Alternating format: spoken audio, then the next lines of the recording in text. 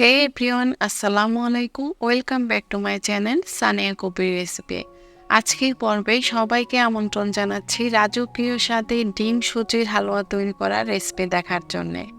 আসছে শবে বরাতে খুবই সহজে ঘরে থাকা অল্প কিছু উপকরণ দিয়ে ভীষণ মজার এই ডিম সুজির হালুয়া তৈরি করতে পারেন। পরিবারের সবাই খেয়ে অনেক বেশি পছন্দ করবে। পুরো রেসিপি দেখবেন, আশা করি আপনাদের কাছে ভালো লাগবে। ভালো লাগলে প্লিজ একটা লাইক দিতে ভুলবেন না। ডিম সুজি হালুয়া তৈরি করার আগে হালুয়াটাকে সেট করার জন্য আমি এখানে স্কোয়ার শেপের একটা মোল্ড নিয়েছি। আর এই মোল্ডের মধ্যে 1 চা চামচ পরিমাণ ঘি দিয়ে এটাকে ব্রাশ করে নিচ্ছি আর এক পাশে সরিয়ে রাখছি। এখানে আমি একটা ব্লেন্ডারের জগ নিয়েছি আর এর মধ্যে রুম টেম্পারেচারে থাকা 4টা ডিম দিয়ে দিচ্ছি। অবশ্যই ডিমগুলো কিন্তু রুমের স্বাভাবিক তাপমাত্রায় থাকতে হবে। দিয়ে দিচ্ছি 1 কাপ পরিমাণ চিনি। চিনির পরিমাণটা স্বাদ অনুযায়ী বাড়িয়ে বা কমিয়েও নিতে পারেন।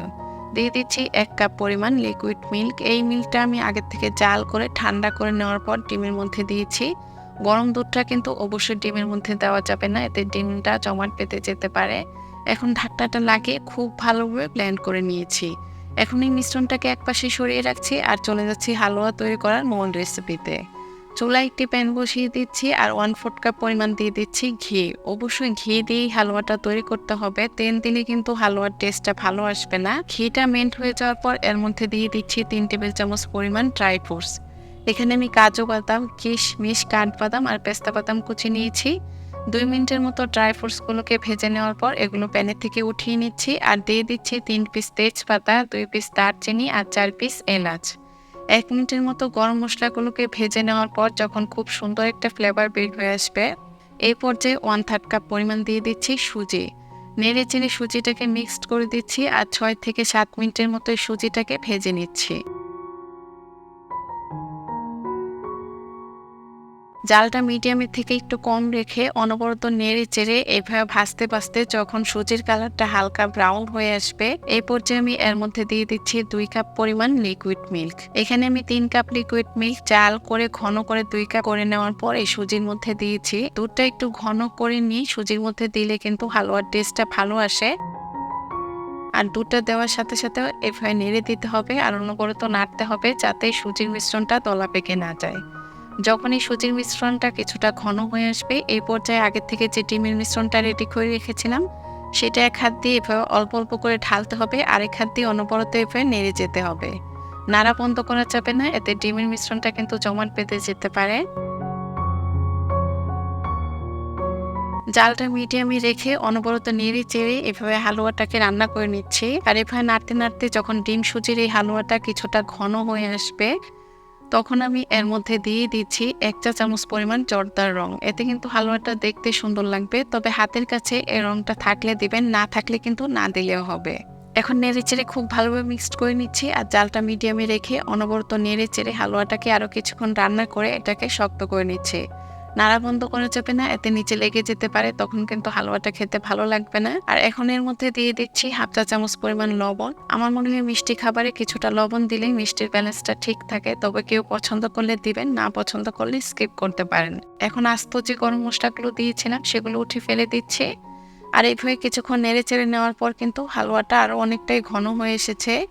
এই পর্যায়ে আমি আগে থেকে যে ড্রাই ফ্রুটসগুলো ভেজে রেখেছিলাম সেগুলো দিয়ে দিচ্ছি আর নেড়ে চেড়ে হালুয়ার সাথে মিক্সড করে দিচ্ছি। ড্রাই ফ্রুটসগুলো ঘিয়ের মধ্যে একটু ভেজে নিলে খেতে কিন্তু খুবই ভালো লাগে। আর এভাবে নাড়তে নাড়তে আমার হালুয়াটা কিন্তু অনেকটাই ঘন হয়ে এসেছে।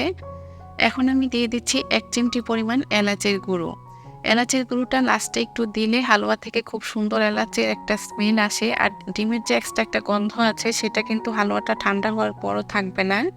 তবে আগে যেহেতু আস্ত গরম মশলা দিয়েছি, তাই কেউ চাইলে দিতে পারেন, আবার নাও দিতে পারেন। এভাবে 5 থেকে 7 মিনিট হালুয়াটা রান্না করে নেওয়ার পর হালুয়াটা কিন্তু হয়েই এসেছে আর প্যানের গাত থেকে ছেড়ে দিয়েছে। এই পর্যায়ে হালুয়াটা চুলা থেকে নামানোর আগে 2 টেবিল চামচ পরিমাণ দিয়ে দিচ্ছি ঘি।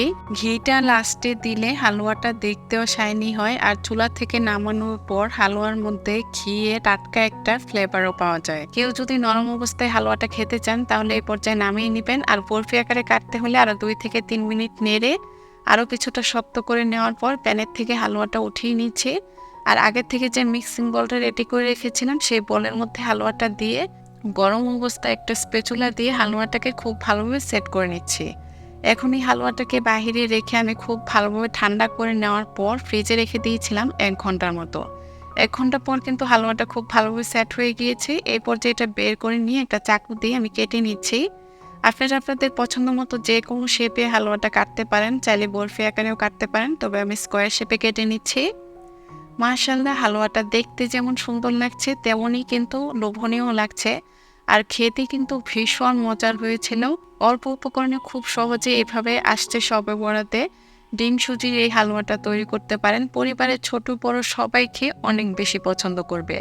সহজ রেসিপিতে আজকের এই ডিম সুজির হালুয়া তৈরি করার রেসিপি কেমন লাগলো কমেন্টস করে জানাবেন। ভালো লাগলে প্লিজ আমার চ্যানেলটা সাবস্ক্রাইব করে রাখবেন। সবাই ভালো থাকবেন, সুস্থ থাকবেন। আজকে এখানেই বিদায় নিচ্ছি। আল্লাহ হাফেজ।